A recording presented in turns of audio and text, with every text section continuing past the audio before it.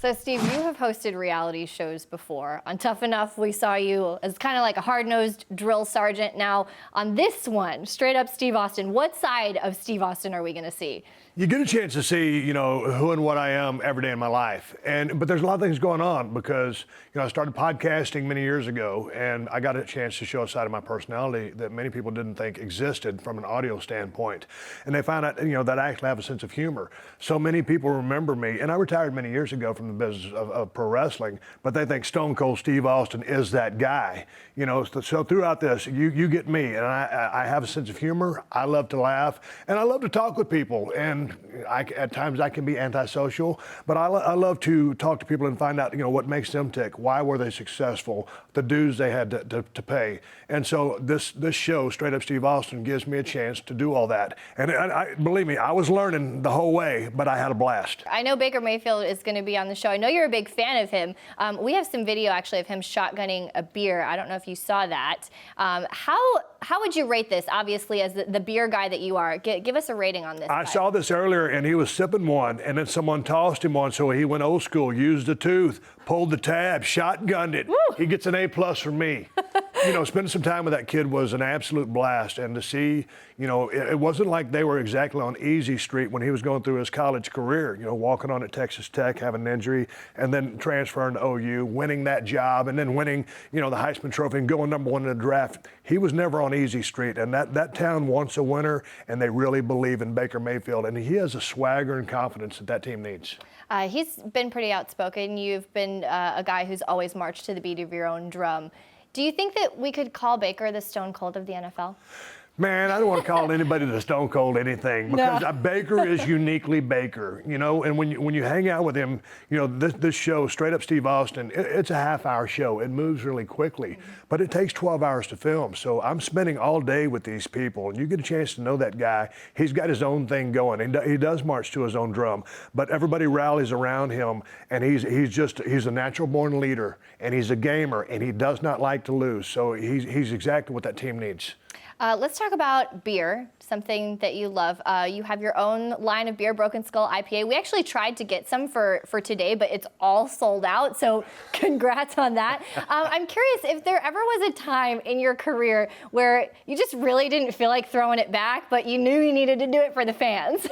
Hey, there was a time I was wrestling the Undertaker, and I think it was a Buried Alive match, and don't even ask me how they came up with this match, but I'd been working around the United States with just a really bad stomach virus for 3 weeks, and I'd lost like 15 pounds going into the match. So we have this match, and I tear an oblique in the beginning of the match, so I'm in intense pain. I don't feel good, and at the end, of course, my signature thing is, because I won the match, is to guzzle a couple of beers, and I was like, man, whoa, if there's any time I don't want to drink beer, which is rare, that was the time. We saw you on the Raw reunion. That was really exciting. The stars were out at that one. I was really intrigued by the interview you did after when you talked about your podcast and your time with Hulk Hogan that you spent together recently. Really interesting podcast. You talked about how maybe the biggest regret of your career was not working a program with him. How iconic do you think that match would have been between the two of you? Well, now when I look back, it would have been incredible. And it was so interesting to sit down because as long as Hulk Hogan was around, he said one of, if not the greatest career in the history of the business. As we all know, Ric Flair's the GOAT. But Hulk Hogan, probably the most well-known professional wrestler in the history of the sport. And to go there, sit there one-on-one with him. And when he was hot in WWF at the time, and I was down in WCW, and then he came down there, and then I went to WWF and became Stone Cold, we were never really in the same place at the same time. We never traveled in the same circle.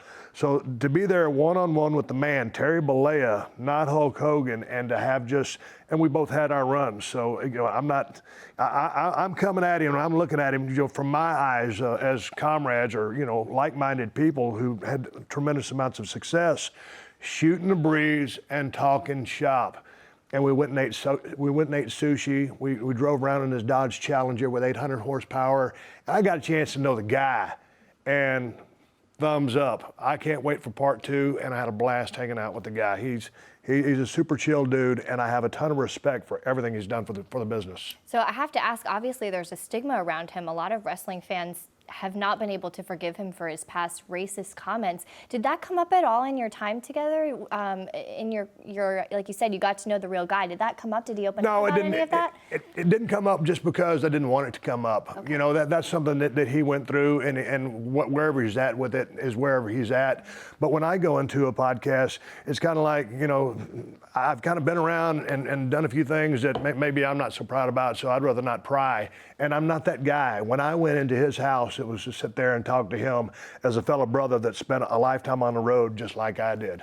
Let's go back to your show. I know Becky Lynch is also going to be on there. I'm a huge fan of the man. She's on the latest cover of WWE 2K20, the first woman to ever be on the cover. What are your thoughts about her and just the arc of her career that she's having as she just continues this rise as a female powerhouse in the WWE?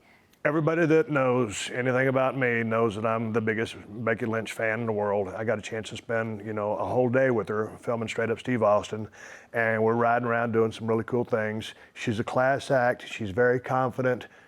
She just has this drive, and she's just, the glass is always 3/4 full with her, and she's looking to make it even fuller. So I just have nothing but respect for her, and to do what she's done in the business and to take that company the way she's done and be that alpha female is phenomenal. So I can't sing her praises high enough. That's awesome. Yeah. Before we get you out of here, we kind of have a bit of a fun game. We know two things that you love, kicking ass and drinking beer. I have some pictures here of some big-time wrestlers. I want you to tell me what alcoholic beverage describes them. Beer, maybe it's an Appletini, maybe it's a Chardonnay. What do you think about The Rock? Well, I know Rock right now is big into tequila. Okay, there Yes. you go. That's a very fun fact. I'd probably like hanging out with him. What about Undertaker? Undertaker back in the day, JD, Jack Daniels. That's, you know what? I could totally see that for him. And notice I said back in the day. I'm not speaking present. Yeah. Yes, of course. Triple H. Zero. Everybody respects Triple H. He would drink one every now and then with the guys, but he does not drink. Everybody respects him for it too. Interesting. That Yes. sounds like an interesting story. So everybody be hanging out drinking, he's just having a water. He's that guy, and that's who he is. So you've got to respect it. What about Kurt Angle? Kurt Angle, holy cow, milk. What? Milk.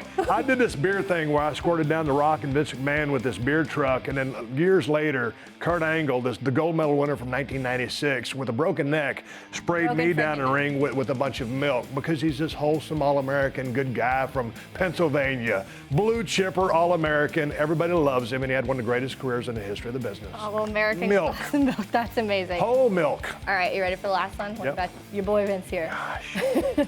Vince McMahon. I love that guy, and I've learned so much from working with him. One of the most unique human beings I've ever met in my life. Last time we had steaks was somewhere here in New York City. I can't remember the name of the place, but we were drinking, I want to say Johnny Walker Blue or something on a big rock.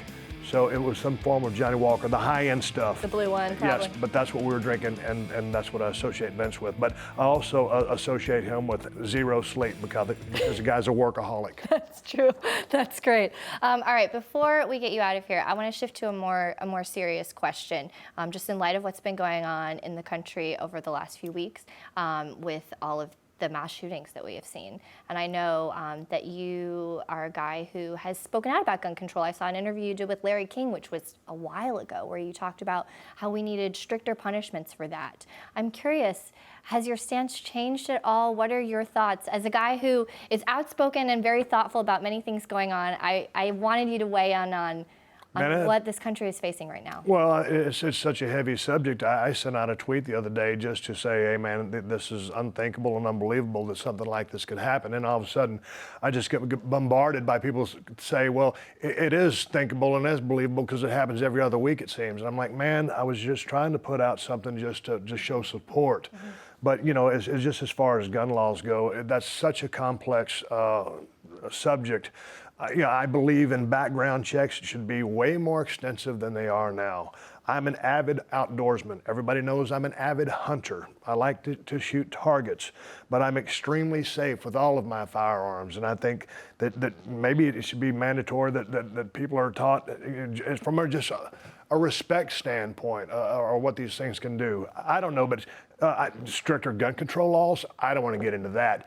Deeper background checks, Certainly. I mean, they crawl up when you're just trying to apply for a mortgage, for a loan. So by the same token, they should do a real extensive background check on who and what they're selling a firearm to. Well, and it's so easy for people to get a gun in this country these days. Yeah, but it's also you got to, people. It just seems like people don't understand the value of a life. I don't know if we're just becoming dehumanized or whatever the deal is, but it's been.